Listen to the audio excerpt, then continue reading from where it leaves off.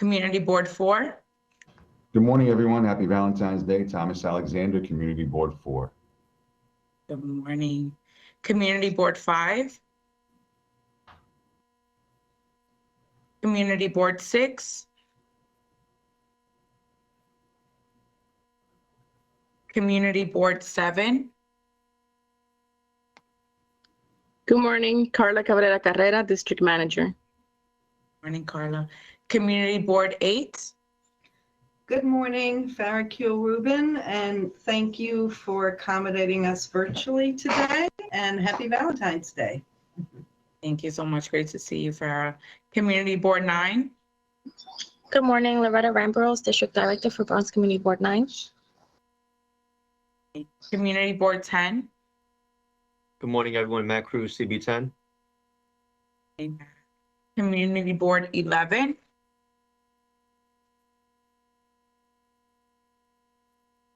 Community Board 12. Good morning. Happy Valentine's Day to all. Wonderful. Well, thank you all once again for being here. We'll dive in right into our agency, our agenda. We're happy to welcome back our Bronx Borough Commissioner, Mr. Anthony Perez of the Department of Transportation, and DOT is joining us this morning to present on the Dining Out NYC initiative and share the vision set forth for a permanent outdoor dining program. And so with that, I hand over the virtual floor to our Borough Commissioner, Anthony Perez. Welcome back. Thank you so much, Deputy Borough President. Appreciate having us here. We're back 2 meetings in a row, so let's make this a trend. Thank you all for having us here. As was mentioned, happy Valentine's Day, happy Dominican Heritage Month, and I also want to acknowledge Black History Month as well. We got through the storm, so all applaud yourselves and tap yourself on the shoulder. There's still some more work to be done, but I'm happy that our streets are clear and that we had no major incidents and can continue to address things as needed. As already stated, we're here today to present particularly on dining out. I'm sure a lot of you have been hearing a lot of the news, following the articles, the press releases. We wanted to have an opportunity to come to each Borough Service Cabinet meeting to give you a presentation, to give you a sense of what the program looks like, give you some more details than you've been able to see in some of the news articles, and give you the opportunity to ask any questions. So I'm joined here by my immediate team with Derisa Cruz, our Deputy Borough Commissioner, Holly Malone, and our Borough Planners are on here as well. But I particularly want to pass it over to Penny Ringel from DOT, who will take lead on the presentation along with his team. So I'll pass it over to him. Good morning, everybody. My name is Penny Ringel. I'm with the Department of Transportation. For the Outdoor Dining Unit, I do the public engagement. And we're doing these presentations for all Borough Service Cabinet meetings in all 5 boroughs. So I'll hand it over to Katrina to do the presentation. But before she does it, she's going to do the presentation, and afterwards, if you allow us, we'll take Q&A. So Katrina, go ahead. All right. Hi, everyone. Okay, so hi, my name is Katrina Gustafson, and I am one of the community coordinators at DOT that will be helping roll out the new Dining Out NYC program, which is the city's new permanent outdoor dining program. So this morning, I'll be introducing Dining Out NYC. I'll be going over some basic components of the new program, including the application process for restaurants, the review process, and enforcement mechanisms. So let's dive right in. The temporary open restaurants program helped restaurants stay in business during the pandemic and gave New Yorkers a glimpse into how our city streets could be reimagined. However, the temporary program also presented challenges and lessons to be learned, including concerns around pests, sanitation, setup, abandonment, safety issues for pedestrians and road users, as well as accessibility. Here is a timeline showing the journey from the emergency executive order that allowed over 10,000 restaurants in the city to expand their footprint onto the sidewalk and roadway, to the legislation that passed that created Dining Out NYC, to the rulemaking process, and finally to the launch of the program and the transition period for existing outdoor dining setups and the debut of the application portal. So the planning and implementation of Dining Out NYC has been guided by the following goals: expanding outdoor dining participation from the pre-pandemic Sidewalk Cafe program, cultivating equitable entry through reduced fees and an accessible, simplified application process. And the third goal is upholding standardized implementation through design requirements and routine inspections. Okay, so now let's do an overview of the program. So Dining Out NYC allows for 2 types of outdoor dining setups: sidewalk cafes and roadway cafes. Cafe setups can no longer be enclosed and all materials must be easily removable.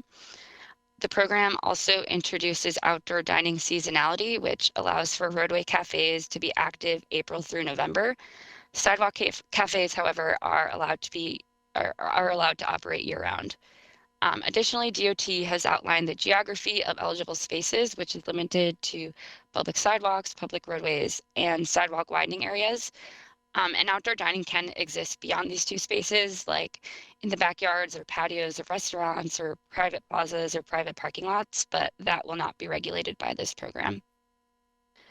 So our plan review team includes dedicated staff at DOT that will be evaluating applications as they come in and checking for eligibility, completeness, and compliance. Additional review will be conducted by external partners and other agencies within city government. And as partners, community boards will be able to review each application in their district and provide feedback and contextual information back to DOT. So we're super excited to also launch the Dining Out NYC Marketplace as a resource to restaurants. It will be a directory of services, products, and custom designs that restaurant owners will have the option to utilize. Our hope is that the marketplace will simplify the search process, facilitate partnerships between restaurants and companies within the setup industry, and keep prices competitive. So services will be highlighted in the initial launch of the marketplace, and then products and design systems will follow in future phases. All right, so to the application process. So the new program will feature a comprehensive online platform that enables restaurant owners to submit required documents, track the status of their application, and pay required fees online. And through the application portal, restaurants will be notified as their application travels through the review process, and they will be able to reach out to DOT, to the review team, at any time with questions and concerns. Community boards will also be able to access the applications through this same portal using a NiceNet account. And DOT will be providing feedback forms for community boards to use when reviewing and organizing their comments.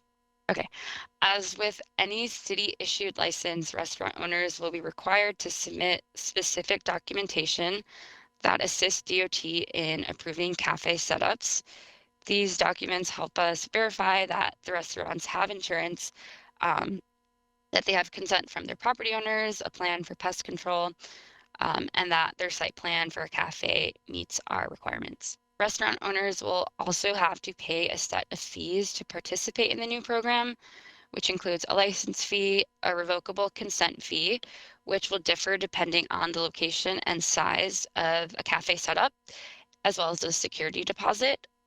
So some applicants will also have to pay a public notice fee if a public hearing is required, and these fees can be paid online or by check. So one of the great things about the new permanent program is that revocable consent fees will be tailored to the location of each restaurant. This will provide lower entry costs to restaurants, especially outside of Manhattan, with the aim of increasing participation across all 5 boroughs.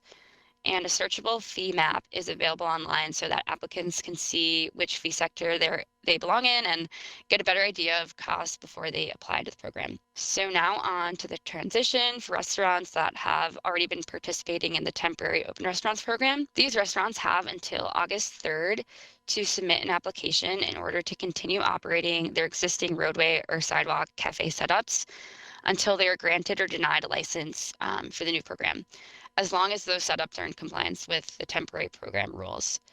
And once an application is approved, the restaurant will have 30 days to bring their temporary setups into compliance.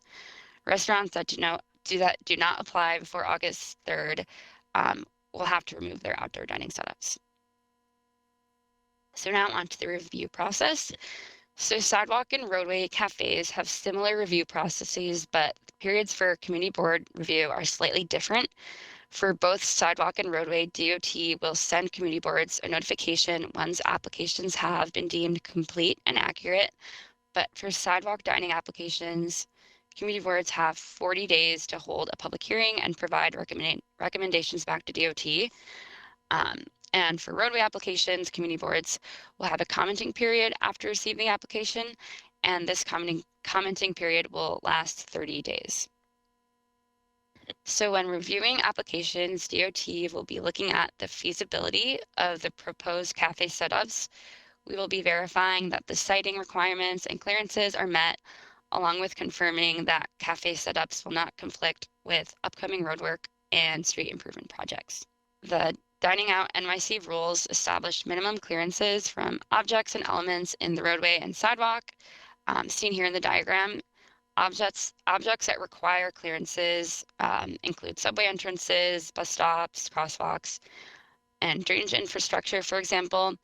And in purple, you can also see that restaurants must maintain a clear path that is unobstructed for pedestrian circulation. So more detailed information about siting requirements, clearances, and material specifics, and the application process can be found on the Dining Out NYC setup guides, which are on our website.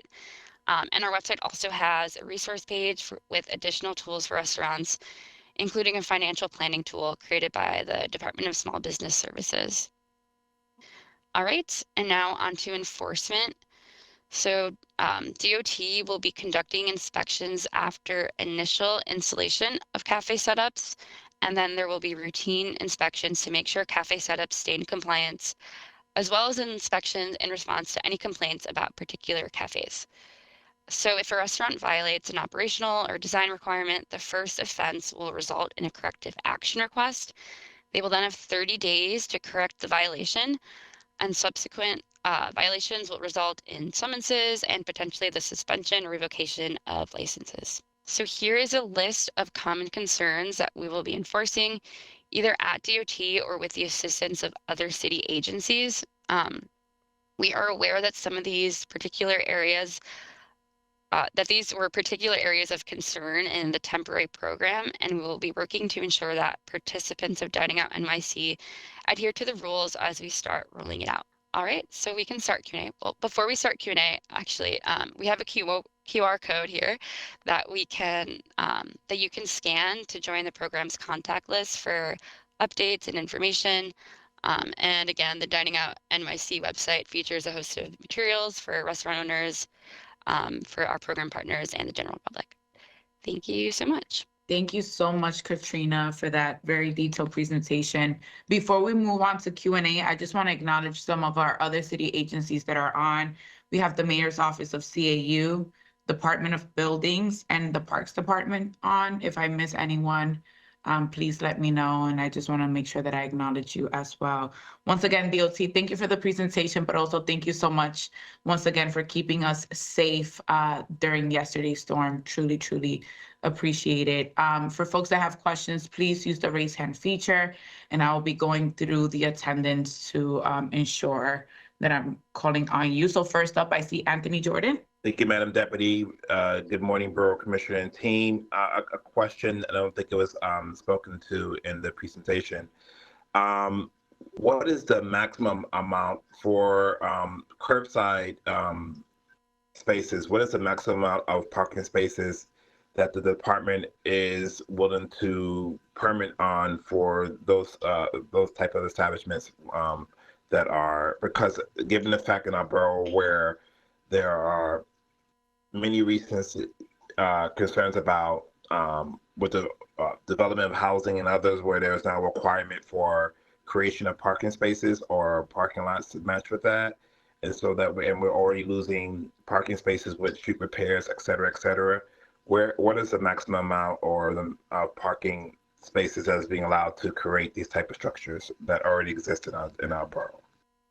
Thank you for your question. So they will only be approved for the frontage of their location, in front of their restaurant.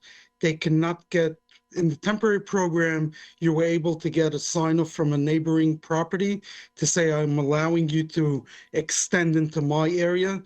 This new permanent program does not allow that.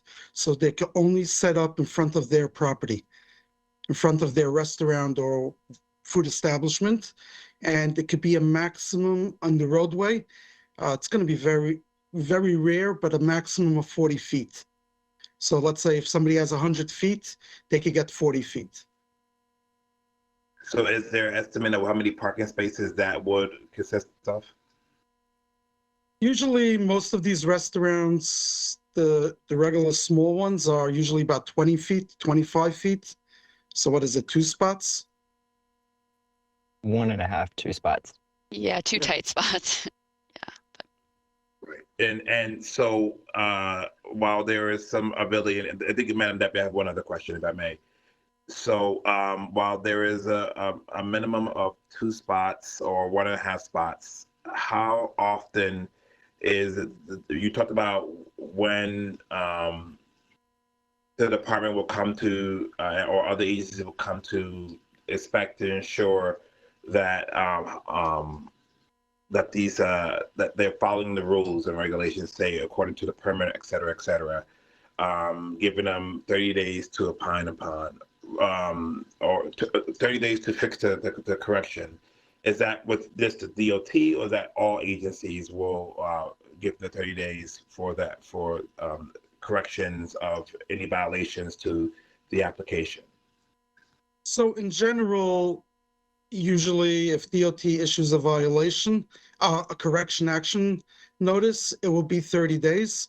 But again, this is a general correction. He's using the wrong barriers or to protect the setup, or they're like, they're supposed to have, let's say on the sidewalk setup, they're supposed to have 8 feet minimum of clearance for people to pass to continue using the sidewalk. And let's say they measured, it's only 7. So they'll get a 30-day correction action. But if it's a dangerous situation, there'll be immediate action that it has to be immediate corrected. So, Madam Deputy, I asked if there's a second round, I could ask more questions in the second round. Thank you. Thank you, Anthony. Ralph? Hi, thank you, Madam Deputy. Good morning, DOT. I got a few things here. If an establishment is on a corner, are they allowed to have 2? Or they just can have 1? 2 setups, you're saying, on each side of the property?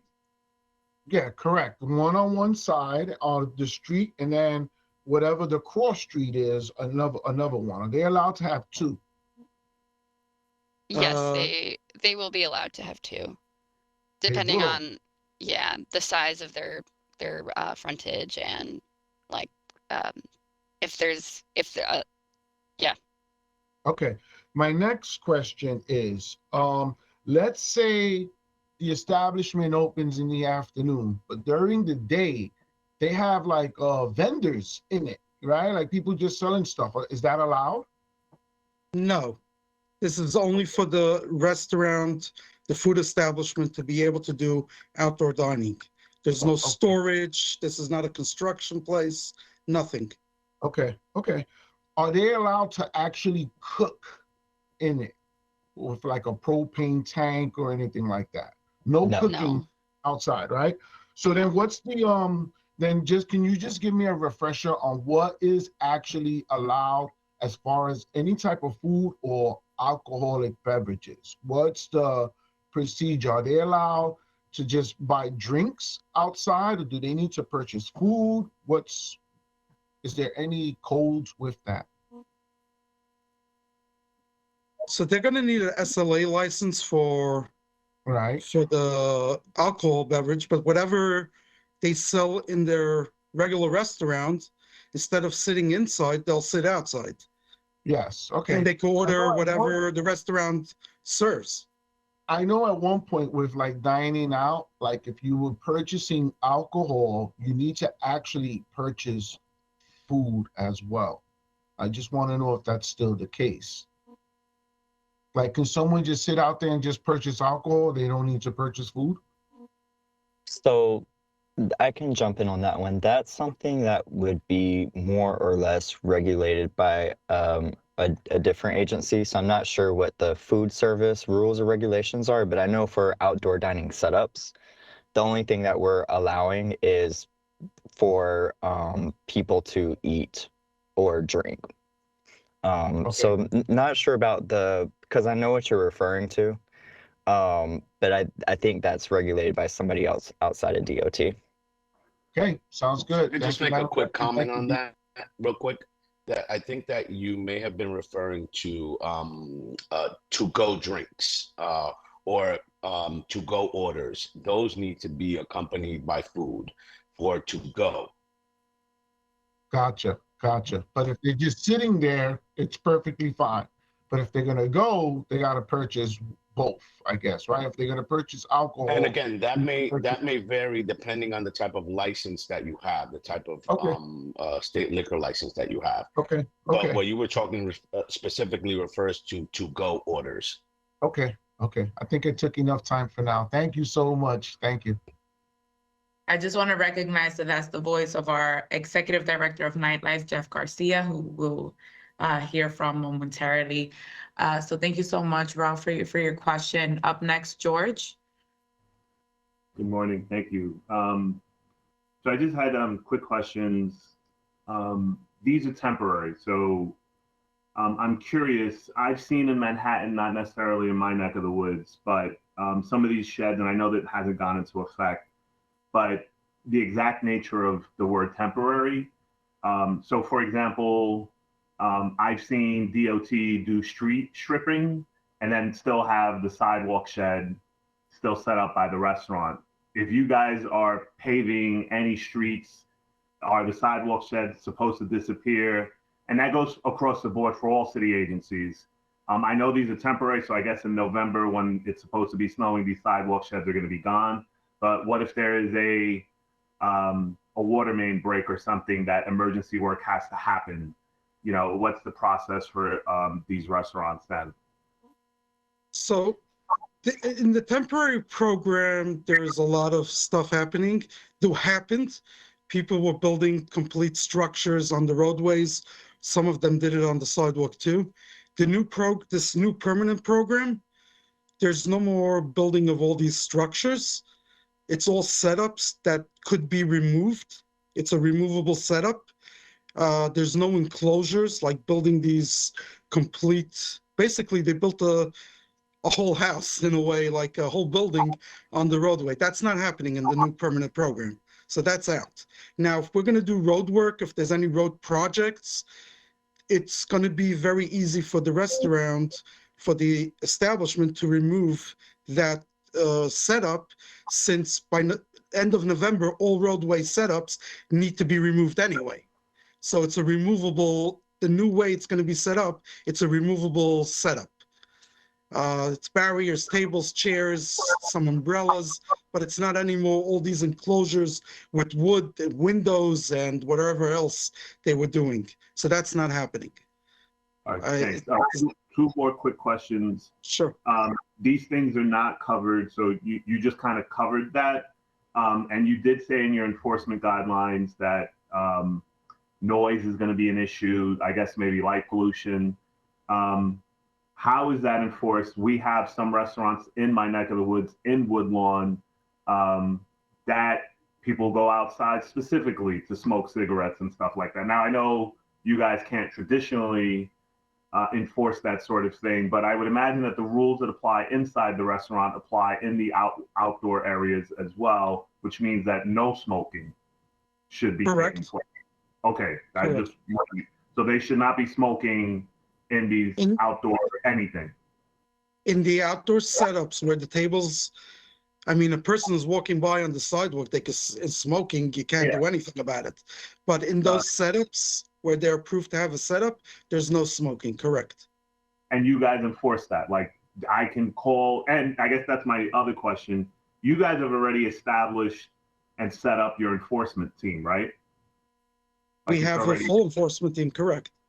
Okay. I forgot it. The one component, this will be my final question. The component on the things that these are the roadway ones and the sidewalk sheds are not covered. Like you said, they're not these elaborate structures anymore. I have 2 elevated lines on my strip, I guess, on my neck of the woods. No consideration is going to be given for that either, right? Like if despite what's I have elevated trains Right. on White Plains Road and Dyer Avenue. If I have a restaurant and they want to do a roadway shed, they still have to comply with all the rules. There's no, oh, we want to avoid bird droppings or anything from the train platform above, somebody being silly. No. Okay. I mean, they could use the umbrellas, the table umbrellas in a way, but they're not going to be able, actually, for just to put it out there, because the Bronx has overhead trains, running lines. There is some guidelines for that too, on the height, because there needs to be for safety. So there's a lot of guidelines in that. And actually, if you go to the setup guides that we have on our website, nyc.gov/dining out, you'll be able to walk through each setup, what you need to do, how high, how low, the width. It's like very detailed, and it's going to be easy for the restaurants to navigate what they're allowed and what they're not allowed. And it will be very helpful for the community boards to review that so they can see if anybody is in violation to let us know. And just when I said that, we have bike lanes on White Plains Road. Are sidewalk outdoor roadway sheds allowed to cover bike paths, bike lanes? No, they cannot be in the bike lane.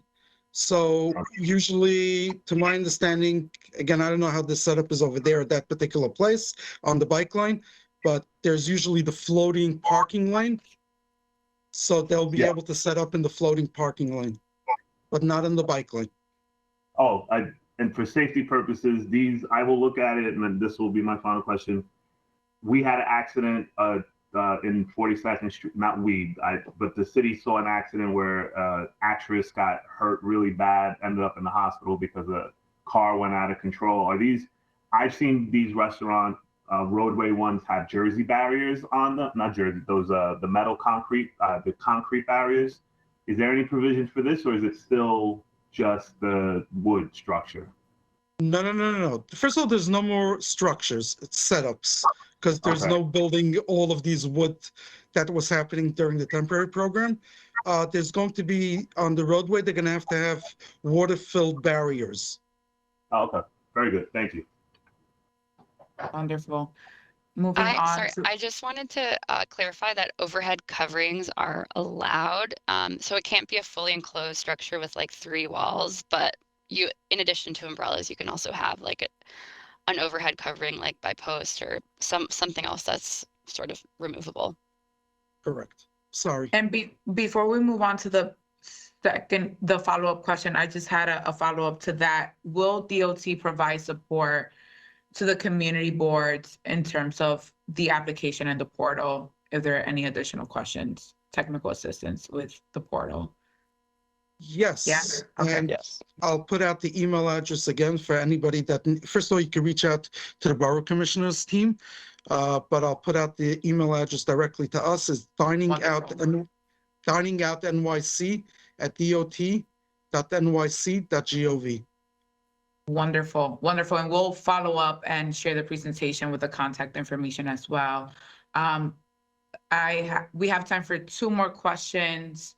Farah? Yeah, just to go back to what George was saying, I just want to reconfirm for the sidewalk, not the street structures. You're saying those can remain year round, right? They don't have to be removed. So I just want to reconfirm that, but they do have to be removable in case there is issues with the sidewalk or they have to fix something and things like that. Correct.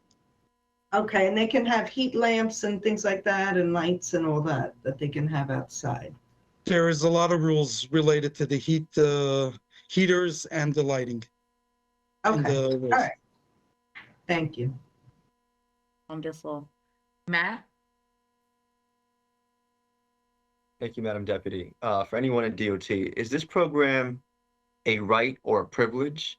And what I mean by that is I work with the precinct to determine which restaurant deserves their liquor license. So if I have a restaurant who's having difficulty inside their restaurant, selling to minors, maybe, you know, the off chance that it's a violent or something, an issue happens on Super Bowl Sunday, for instance. And if they apply to us or apply to DOT to expand their setup outside, odds are my board will vote no, considering the conditions that occur inside the restaurant. So I'm wondering if that is a right or a privilege. Can CB10 still vote no on their application, citing those issues as to why they shouldn't be granted the right to expand their business outdoors? It's by privilege. Don't forget, this is a law that was passed in the city council and the mayor signed it into law. This whole outdoor dining program. But no restaurants guaranteed because they applied to receive their permit or what have you to operate on the sidewalk. As long as they follow all the rules and regulations from the law and the rules from DOT, they'll be able to apply and receive their permits. Now, if there are issues, again, that means they're going to be in violation.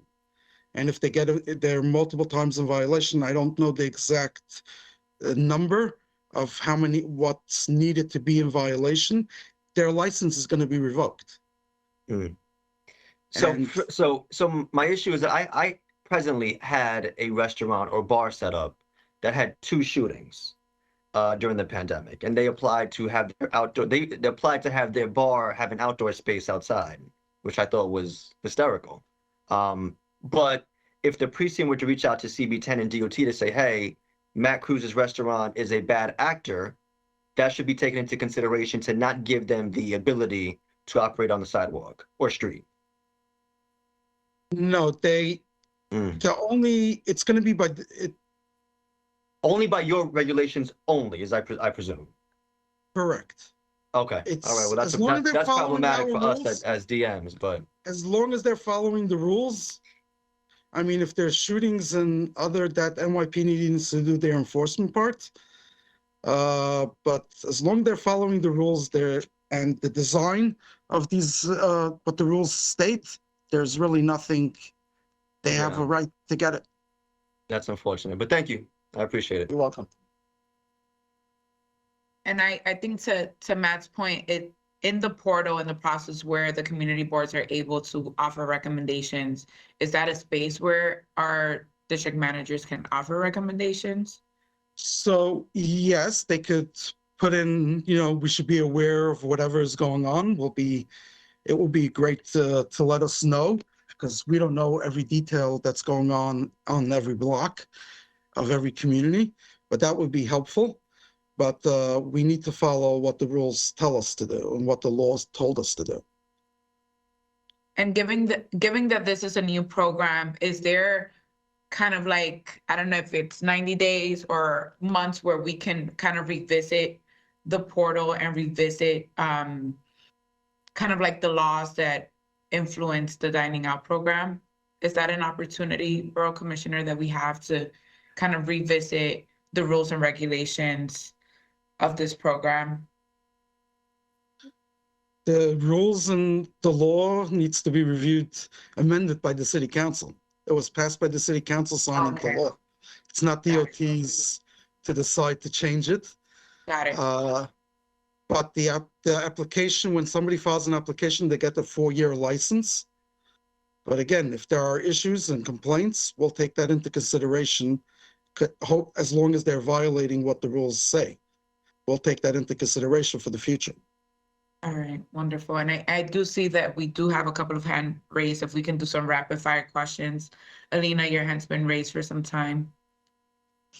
Hi, thank you, everyone. Happy Valentine's Day. Alina Dow, Bronx Borough Director, Mayor's Office. Just quick question. I just want to make sure. Hi, Penny. How are you? I just want to make sure, is the Department of Health handling the rodent concern with the sidewalk sheds? Because I know that all of our amazing district managers that are on here contact us quite often about the sidewalk sheds and their rodents that are usually gathering in those areas. Part of the application process, they're going to need to show us a certificate that they have a pest control company that's going to be there when needed to clean up. I'm not sure. They have to do it once a month. Tanner? Katrina? They have to clean their, if they have flooring, they have to clean under it weekly. They have to clean that That's up perfect, weekly, thank you. and Yeah. it will be inspected. Mhm.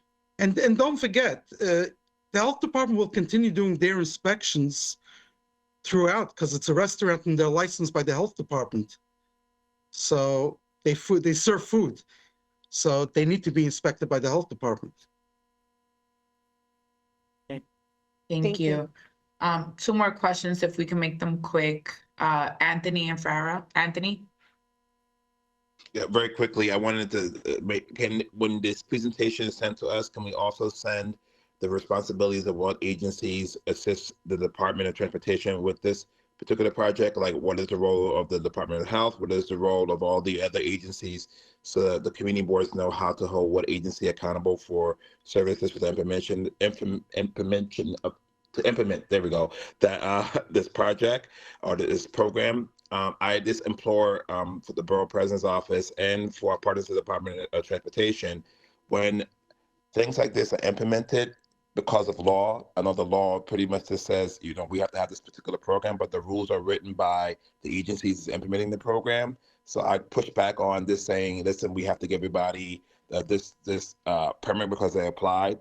Community boards are your partners and not your adversaries, and we are receive these complaints ongoing when things like this don't work out. So I just implore you to please make sure you lean on the community boards to strongly take the considerations of when we are opining our decision making process on this. That is not to be adversarial, but to say that we know these things are not working on the ground, and we should be your partners in your eyes and your ears. So I just encourage that you lean on us and take our things into consideration. And then my final thing is how often, if also in this presentation, you can list how often each agency expects in their role. So how often is the Department of Health making sure that the place is clean and the rodents are not around and that the food is in the right temperature and et cetera, et cetera. So I implore that information to be shared. Thank you, Madam Deputy. Thank you so much. Let me just be very quick on this. On the enforcement part, there's still internal discussions with city agencies, how we're going to do the enforcement. So we cannot list like this goes to this, you know, which agency is doing what so far. On the health department part, the health department does their regular inspections, whichever way they do it. It has nothing to do with the outdoor dining program. They just go do their inspections. We do a lot of, if let's say we get 301 complaints, we do a lot of complaint-driven inspections. So even if we were there a week ago and we get a 301 complaint, we'll be there week number 2 because we just got a 301 complaint, we need to respond. Or community boards, you know, let the borough commissioner know, let us know there's an issue at this location, whatever the issue is, and we'll go again. So it's not like limited, we're going to only do it once a month. So I hope that answers a little bit of your question. Thank you. If I may, Madam Deputy, I just want to just say one thing. It's important to understand that this is an extension of the restaurant. And so, I mean, it should have everything that an agency is expecting outside the Department of Transportation. We should take in consideration whether or not these restaurants have these structures. If this is an extension, so if you're breaking the rules that's supposed to happen indoor in your restaurant, then you're breaking outside, I think the Department of Transportation to determine whether or not they should have this permit to have these outside structures, because you're just breaking the rules. This is a different environment or a different outside piece. And that's becoming even more of an issue for our communities because it's happening right outside in the open, putting more pressure on NYPD, more pressure on other agencies, coming back to the community board. So I just want to push back and say that we can't just say, well, we have to give them these permits because it's part of the law. We all make the rules here. DOT makes the rules. We should understand that these partners, the community board, et cetera, should be used as a resource and not as an adversary to help not you circumvent the law. We're not asking for that. We're asking for you to give us our due respect as community boards to be able to do our part. I'm done, Madam Deputy. Thank you. Can I just jump in? I just want to say thank you for that. We hear you. We appreciate that. That's what we're here for, to work with you in community boards. We value and respect your opinion, and you know what's going on the ground, so we want to hear that from you. And I just want to give credit to Penny, Katrina, to Tana, everyone from the team. This is a program that's just launching now. It's the largest of its kind in the whole nation and probably the whole world. It's a big undertaking to get this up and running, and it took a lot of work to get to this point. And we're going to keep making adjustments as needed, but they'll have to be done in accordance. If it's a larger program change, that's a city council thing. If it's a rule change, we'll discuss it. There's a process for that as well. If it's a matter of reviewing a case by case when there are extreme circumstances, we'll do that as they come up. But as mentioned, we are partners and we're in this together and we'll work it out as things come up. Exactly. Absolutely. Thank you. We have time for one more question and we're pushing it here. Farah, please. I'll try to be quick. So basically you're saying you're vetting them. If they follow the rules, they're going to be given a permit. What exactly is our role as far as recommendations or guidelines? Is there something we should be following, like to make our recommendations, why we recommend or don't recommend them for it? Again, you're saying don't take into consideration what the other agencies are responsible for, only what DOT rules are. So do we have a specific guidelines that we're supposed to follow or comment on? I can address that quickly. So we will be working with community boards to go over exactly what design requirements, what clearances, and what siding needs to be met. Plan review will make sure all of that looks good on our end, and I think we'll really be relying on the community boards heavily for almost taking a second look at the research we do and making sure that whatever we found is applicable in the context that these restaurants are in. So that could be making sure that MTA didn't move a bus stop last night, or City Bike didn't install something. So that's kind of where we are really going to be leaning our community boards during this review process. Okay, thank you. Yeah, no problem. Thank you. Thank you again so much. Thank you, Commissioner Perez and your entire DOT team for this presentation and also for answering our questions. Again, our community boards are here to support the efforts, work with you, but we're very glad to hear that DOT is looking to work with us as well. So we thank you. Thank you so much for being on. And so keeping with the theme of reimagining our streets and our small businesses, the next item of the agenda is the Office of Nightlife, formerly a part of the Mayor's Office for Media and Entertainment, but now it is currently under the auspices of the Department of Small Business Services. And so with that, we want to give a warm welcome to the newly appointed Executive Director of the Mayor's Office of Nightlife, Mr. Jeffrey Garcia. Jeff, the floor is yours. Thank you. Thank you, Madam Deputy. How are you? Happy Valentine's Day to everyone. Thank you so much for the opportunity. Thank you to the VP as well. But before I start, I just want to say thank you so much, Anthony, and the DOT team. This is an amazing program. And if I could just say something really quick, high level, I think that communities are going to be pleasantly surprised with this program. I mean, I think I was a big proponent of it in my previous role, running an association and helping restaurants navigate COVID and what this really meant to the industry, right? But now this new program, I think you'll see it very self-regulate. I think people will have to analyze now the cost, whether it's worth putting out. So I don't think you're gonna see probably the same amount that you did in the past, right? I don't, because now people are gonna have to analyze it differently. But they're gonna have an opportunity now where they didn't have before, especially in the outer boroughs, where this outdoor dining wasn't as prevalent as it was in Manhattan. So, and then you're also gonna hear from me very shortly. We have programs within the Office of Nightlife to hopefully help mitigate some of these complaints through programs that we have, like MEND. So I'll be talking about that, but I just wanted to say thank you to DOT, and I think there's going to be a great program, and the city's going to look great, and restaurants are going to be vibrant and be able to hire and really help our communities. So, everyone, my name is Jeffrey Garcia. I'm the new executive director at the Office of Nightlife, which is now under SBS. If you guys didn't know about the office before, hold on one second, I lost my screen here. We're now housed under Small Business Services.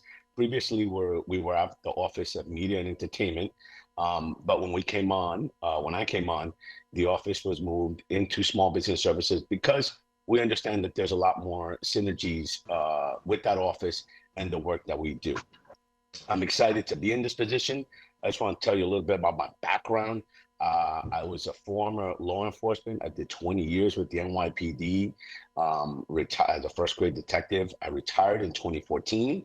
So I'm coming up on 10 years since I left the department. But I left long lasting relationships there and have worked with many of them in my other previous role. I'm a Bronx business owner, having owned One or More Coffee and Wine in the Bronx. I also advocated for Latino restaurant bars and lounges. I was the president of the New York State Latino Restaurant Bar and Lounge since its inception in 2015, advocating for businesses. And I understand the role that CDs have played, right? Having worked closely with many of the CDs around the city to help our business owners in our communities that really don't understand government and how it works. So, you know, I've had great relationships with many of you. So I'd like to do a brief presentation to let you know about, you know, what the office is and what we do. The Office of Nightlife is a dedicated non-enforcement liaison between the industry, right? Nightlife, restaurant, bars, and lounges. And I want you to think a little bit more broadly. It's not just about nightclubs. You know, we work with restaurants, bars, and me as just the person I am, you know, any business that comes to me, we try and help out. We serve more than 25,000 establishments within New York City. Like you said, bars, like music, nightclubs, performance venues. And our agenda is to support business development and recovery, because businesses are still recovering from COVID. You know, the industry was very hard hit. People are still feeling the effects of that, either through back rent with their landlords, still dealing with situations with their Con Ed bills and backed up there. So still recovering. Improve quality of life. So definitely work with the communities and make them good community partners with the communities they serve.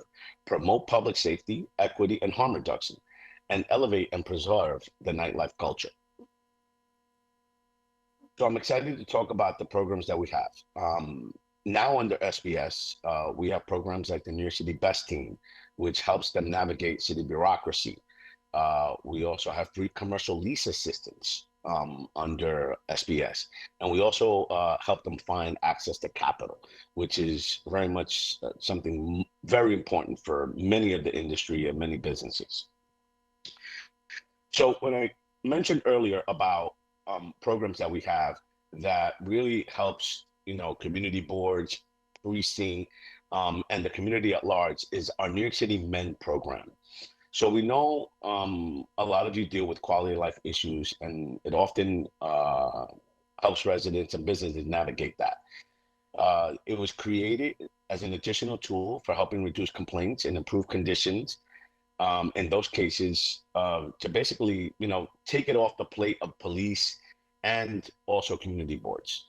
And that's called MEND NYC. It's a free mediation program for nightlife venues and their neighbors. Right, and it's handled through the city's Center for Conflict Resolution. And just so you know, 85% of these cases that come through our program end in a resolution, in a positive resolution. So when you bring people together and they can talk about the issues with the business owners, everybody finds a resolution and understands that they need to be good community partners. So we understand this is a great tool that we have, and we should start using it a lot more.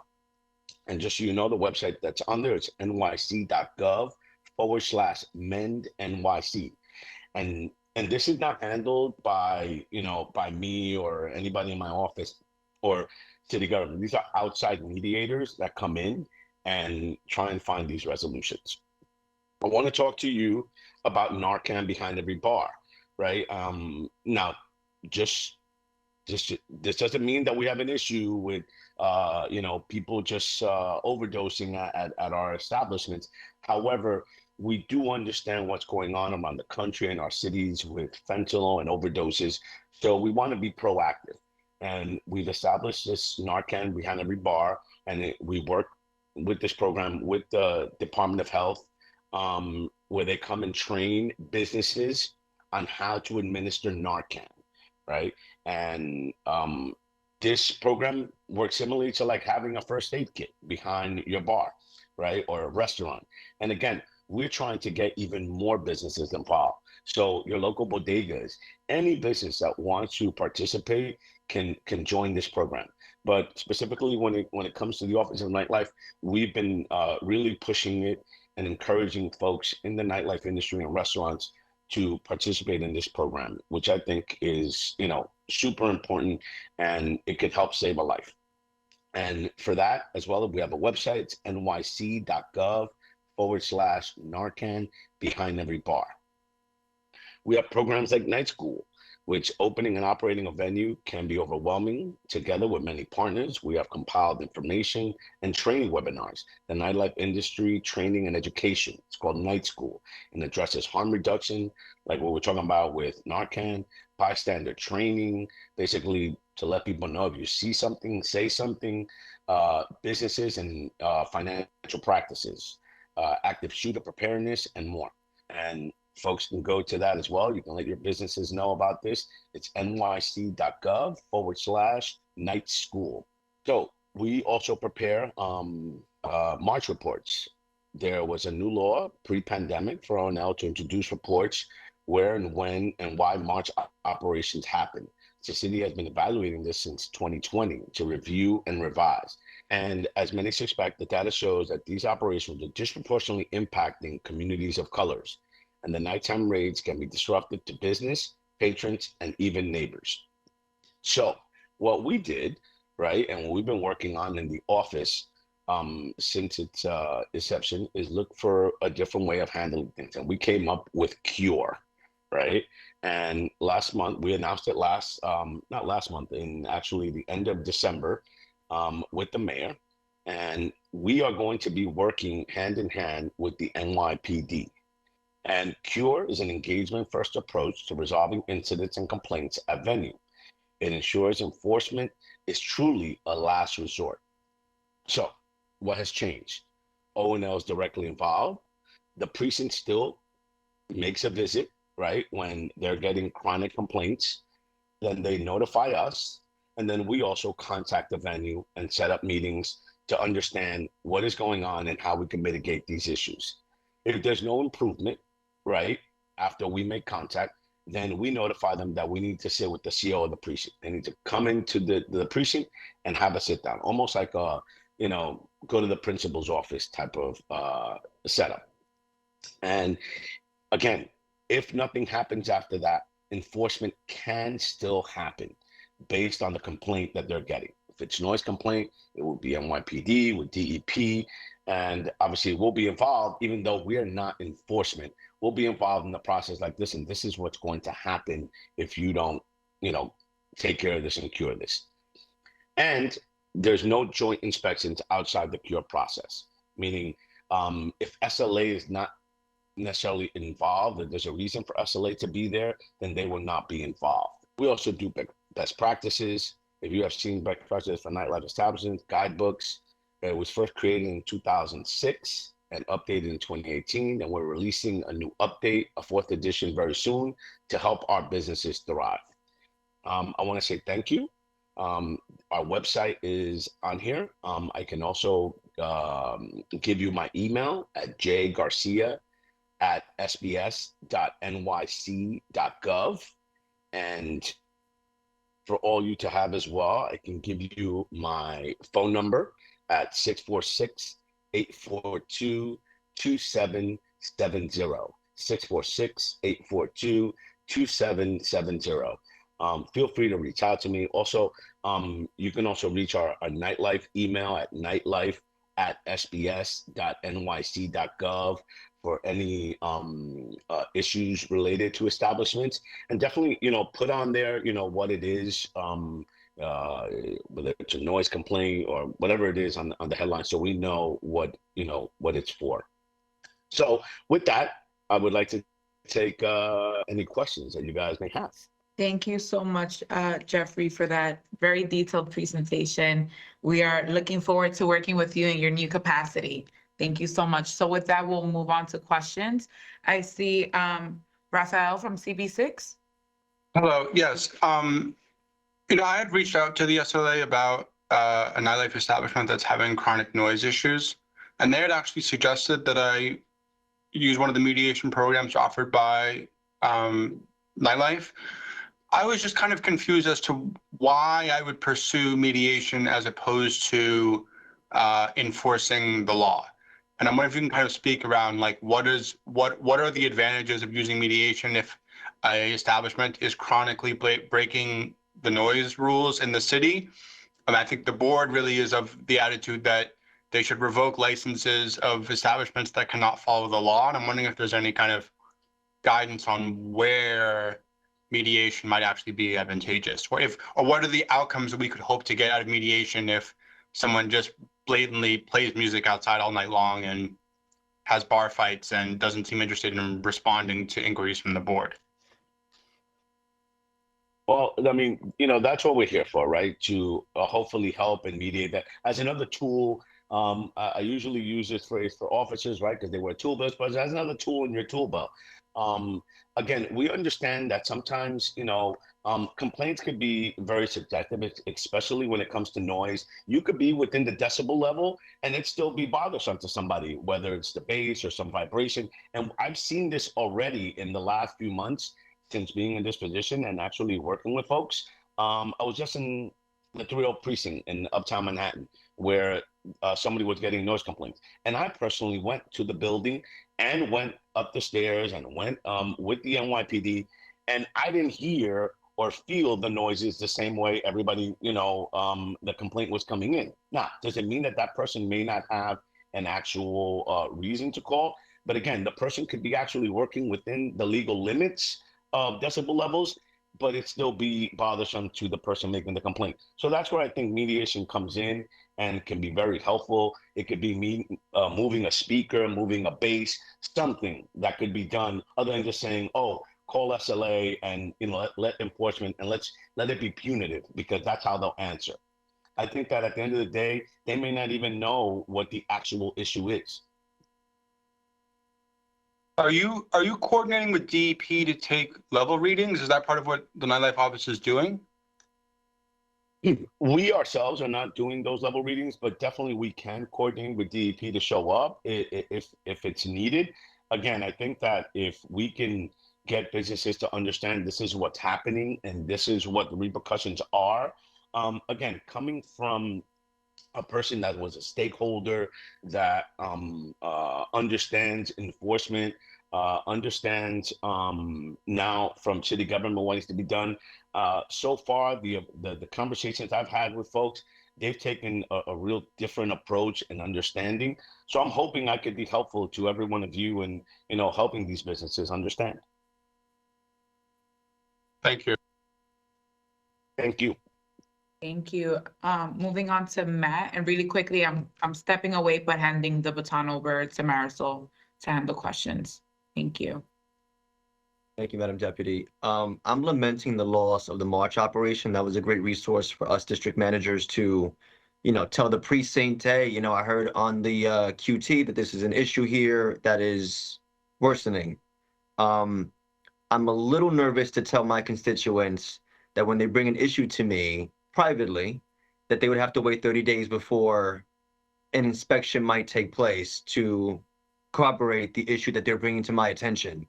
And I appreciate your office, but I'm concerned that we're offering too much leniency too soon to restaurants in the nightlife industry. Now, I get that is the direction the city of New York is going with the city of UVS economic opportunity and what they're proposing. It's not lost on me the timing of these operations and rule changes, but I'm saying we're probably taking on too much too soon.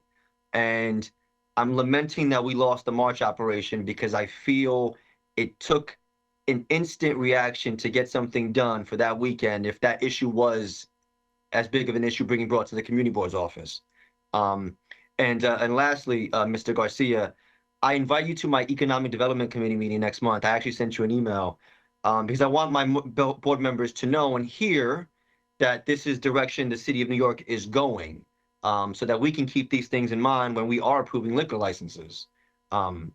Because for the most part, we give you a liquor license if we feel you are, in lack of a better way of saying this, behaving on the block which where you are situated. So again, that's my 2 cents. I hope my colleagues either agree or help. We should probably make this a larger conversation at some point. With that said, I defer my time. I just want to make a quick comment on that. It's not completely accurate that nothing is being done for 30 days. I think that we're going to be addressing things immediately when it comes. It just means enforcement doesn't need to take place right away, but communication and outreach takes place immediately. And even with March operations, like those things didn't happen just overnight. Like there was even that was a process. So what we understand and what we've seen so far is that when outreach does happen, they do listen. And again, I'm talking about over the last couple of months, the outreach that I've done to businesses since Cure happened, it's been positive. So I'm hoping that continues. And if there are any specific issues with places in your area, please reach out, send them over, and I'll reach out to them. I'll go there personally, and if we get a positive outcome, I want you to speak on that too. And Mr. Garcia, so just to give you a heads up, nearly all of my restaurants and bars are selling and having hookah on premise. So DOH has been very difficult. I'm not knocking them. I'm not pleased. I love DOH very much, but they don't have the manpower to inspect on a given Saturday night my restaurant, whose tables are now to the walls because perhaps dancing's occurring, which not lost on me, but they're also using hookah. And this isn't Throgs Neck, no less, when people think Throgs Neck, nothing's happening. But this is the instance, and I imagine it's happening elsewhere in the city of New York. But I think that's something you probably, or your office should start cracking down on, is what is permissible for a restaurant. They assume they can do and have hookah. They assume that they could probably use their sidewalks every now and then and not put it on their liquor license that they're selling, or people are drinking on the sidewalk. So I just want to give you that heads up as to what to expect in your new role, which I wish you the very best. But those are things that we're tackling here at our community board. So. Well, I'm looking forward to working with you. Again, my focus is on solving problems, not issuing fines. And please, I know some of these businesses out there on East Tremont. I was out there the other night. Well, again, give them a heads up that Matt Cruz knows what's going on. That's all I'm saying. That's all. Awesome. Thank you. Okay. All right. Thank you for that. I'm going to have Anthony Jordan. Thank you, Marisol. Appreciate it. I agree with my colleague, Matt Cruz. I invite you also, Director, to come to my Community Board Economic Development Committee meetings. I think that I'm excited to hear that you know these businesses and your role as a nightlife director. But I invite you to get to know us, the district managers and the chairs of the different economic development committees, who are also dealing with these businesses on a different level and understanding. And I also encourage that to hear more about when you say that some of these groups are not violating the decimal volumes of that you're using the tools we use, which is the Department of Environmental Protection, where these violations are coming out and being sanctioned. I'm not saying you're not doing it, but I just wanted to know what tools you're using when you're making these determinations on whether businesses are violating, like selling and using hookah, or you are setting up these illegal sidewalk cafes, et cetera. With there are also the concerns of prostitution and underage drinking happening on the sites. We work very hard and diligently before we work with SLA to determine whether or not these places get these liquor licenses. So I also invite you to visit our community board and talk to the Economic Development Committee team, who really take into consideration when making decisions around SLA licenses. With that being said, I defer the rest of my time. And I thank you for those comments. And obviously, we don't encourage anyone breaking the law. We're not in enforcement. We don't work in an enforcement capacity. However, our process works very closely, right, with NYPD to make sure that businesses at the end of the day do comply. So I look forward to, again, if you have issues with certain businesses, to refer them to us. We will definitely do outreach and let them know, obviously, that they're on the radar and what they need to do to comply within the law. And listen, DOHMH, does their inspections yearly at most of these businesses, right? Obviously, they can go at any given point throughout the year as well, if there's reason to.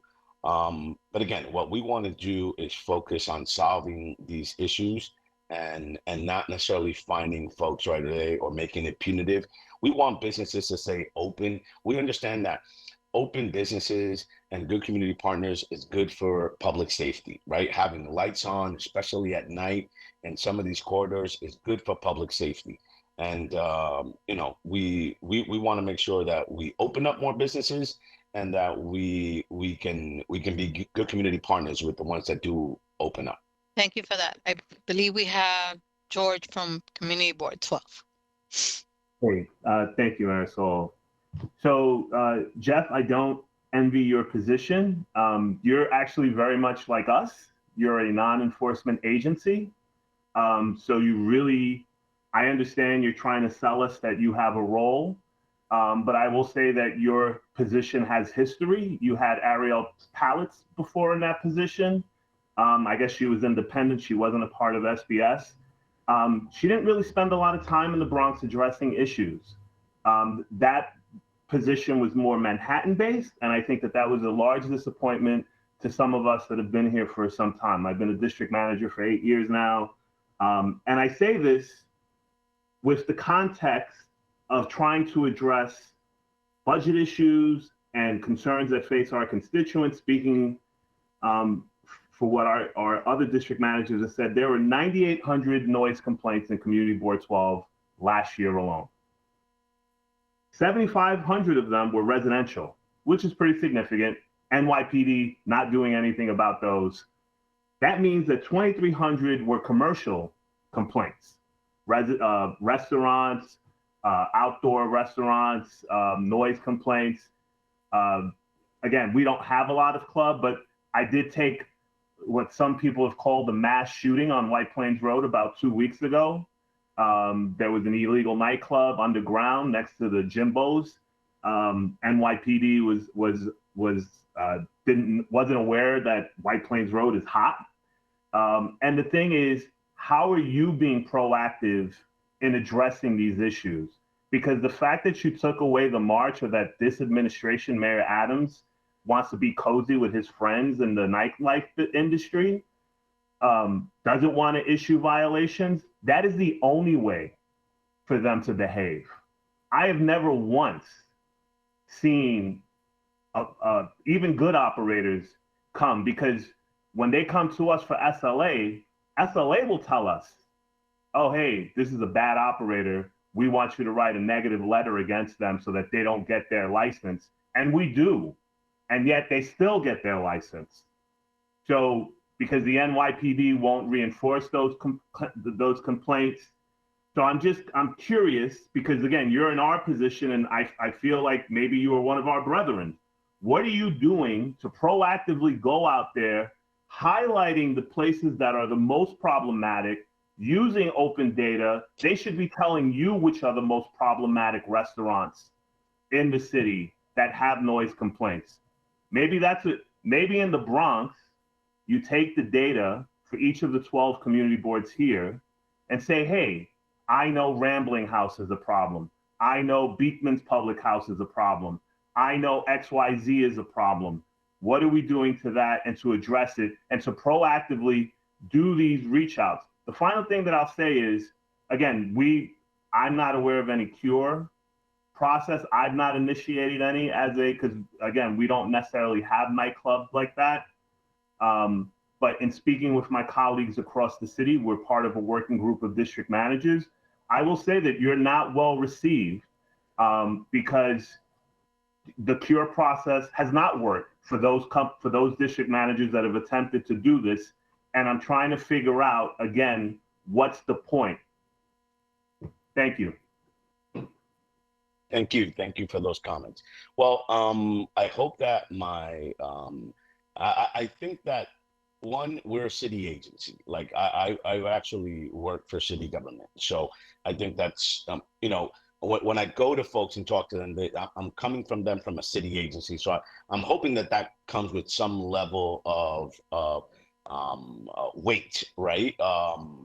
And also my history. I mean, I think when I go talk to people, I let them know where I've been, who I am, and I know the Bronx very well. I have when I was president of the Latino Restaurant Association, I dealt with many businesses in the Bronx, so I know the Bronx well. And this is an area where, again, I am willing to go out there. Right now, and NYPD does let us know where they have problematic locations. We're currently going to be working with them very shortly in an area in Queens on Roosevelt Avenue that's been very problematic, in this city. So if there are corridors, if there are areas, within your specific areas that, we need to address and we need to do outreach, we are more than willing to do that. I'm more than willing to do that myself, to go out there. And again, my job is about looking for solutions and not necessarily finding them or being punitive and closing them down right away. But if the end result is that because they're not being receptive, then there's still an avenue for that. Thank you. Thank you. Thank you, Jeff. And I just want to emphasize the moment Jeff Garcia was appointed to this position, his priority was to come to Borough Board and Borough Service Cabinet. And I believe, Jeff, we still have you for a future Borough Board as well, because you do want to meet folks in person. So thank you. Absolutely. Thank you. I really want to put myself out there to you guys, and let you know that we're here and that I want to be supportive and that I understand the importance of your roles, especially in our communities. So absolutely. And feel free to reach out. That's why I put my phone number out there. I put my email out there. And again, I think that if we can find resolutions here, that's best for everyone. Yeah, no, absolutely. And I also want to emphasize George's point. In previous administration, this office very much felt like a Manhattan-based office, and we appreciate your commitment to the Bronx, your understanding of our borough, but also your willingness to come out here and learn from what the nightlife atmosphere is in the Bronx. Is very different from Manhattan. So once again, Jeffrey, to the entire Office of Nightlife and the Department of Small Business Services, we say thank you. Thank you for joining us this morning, and we look forward to you joining us in future Borough Board meetings. So thank you. Thank you and we'll share the presentation. Make sure that also, I just want to introduce my colleague, my Deputy Director, Jose Sogard, who's also on the call, and he's been at the office since its inception. And I know that, he's made a lot of efforts, and I've worked with him prior to coming onto this role in Washington Heights and other areas of the city. So again, I just want to make sure that you understand that we are a 5-borough office, and that whenever you need me to come by, whenever you need me, I am here for every borough and every community in this city. Wonderful. Thank you. Thank you so much. Any questions before Jeffrey? Okay, Anthony, I see your hand raised. I just want to know one thing real quickly. If the director can, how big is the agency? Like, how many staff? How many? Like, I understand you 5-borough. How big is the office? Well, Small Business Services is a huge agency, and that was one of the positive things. And coming into the Office of Nightlife, coming into SBS, is the access that I have now to many more people. The Office of Nightlife is 3 folks, but I have access now to hundreds more within the Small Business Services. And Commissioner Kim is committed to my office, to me, and to getting the work done that's necessary. And again, we have compliance teams that go out to businesses and let them know the do's and don'ts, what they can and can't do. So again, I think that we have so many resources that we can really put out to these businesses that a lot of these issues and concerns, I think we can resolve them if we take a very proactive approach. Wonderful, thank you. Any last thoughts, questions? All right, with that, thank you again, Jeffrey, and the entire team over at the Office of Nightlife. We look forward to our partnership, and we look forward to having you in person at our future Borough Board meetings. Thank you again for being here today. Great seeing you in DC too, and congratulations again. Thank you so much. Wonderful. So with that, we'll move to bye. Thank you so much. Well, we'll move on to announcements. Any announcements from community boards and or our city agencies? Going once, going twice. All right. Well, with that, I have a few announcements from the Bronx Borough President's Office. As you all know, we are still celebrating Dominican Heritage. Our Dominican Heritage event is scheduled for the 22nd of this month. Marisol will share the flyer. But with that, we're also conducting a flag raising in partnership with the Dominican Consulate on the 26th right here at Borough Hall. We'll also share the flyers for that event as well. Our fire safety education workshops are still ongoing. We want to thank the community boards, CB7. We had a great collaboration with you guys earlier this month. Our tenant association, our cultural organizations, and our senior centers. I know that we're also working with CB12 and CB5 to schedule some workshops. So we thank you so much for your partnership. This information is crucial as we seek to educate our neighbors in fire prevention and safety. So thank you so much for your collaboration there. Our public hearing on the mayor's preliminary budget will be held on February 26th, following our borough board meeting.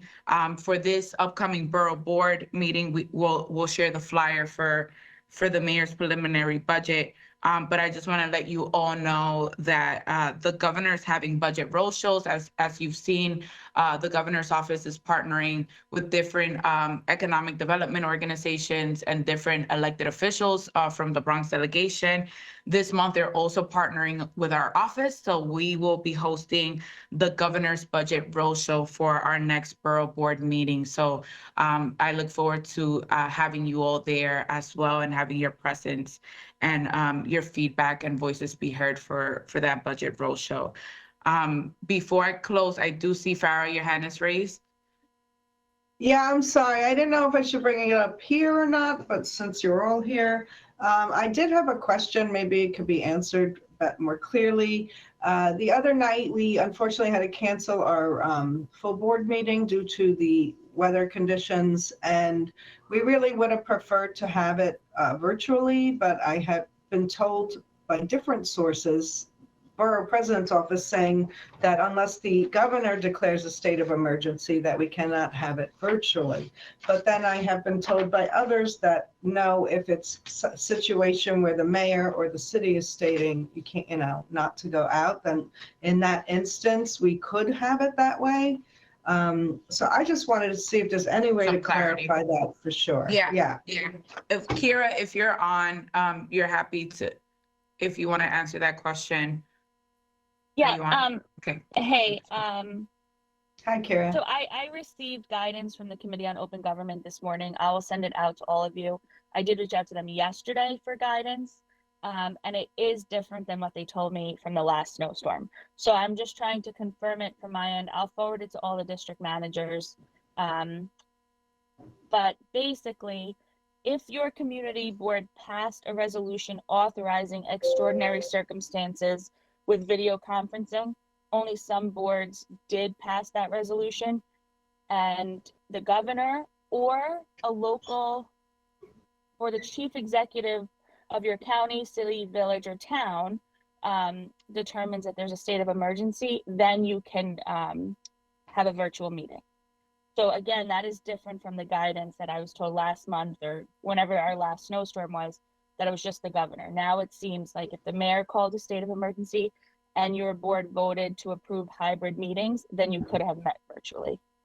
But most boards voted against the hybrid model. There's only a few of you that voted for the hybrid model. But again, we can talk more about this. Again, I just got this guidance this morning, which was a little too late. So I apologize for that. Okay, thank you. Wonderful. Thank you so much, Kira. So we'll follow up on that. So with that said, those are all the announcements that we have on behalf of the Bronx Borough President's Office. Thank you all so much for attending today. Our next meeting of the Borough Service Cabinet will be held on March 6, 2024. More details to follow. We will follow up with presentations, contact information for both agencies. Thank you again for your thought partnership and your questions this morning. Again, have a blessed Valentine's Day, everyone. Thank you for joining. Take care, everyone. Stay safe. Wow. Thank you. Have a great day. Thank you. Happy Have a great Valentine's Day, day. everyone. Thank you.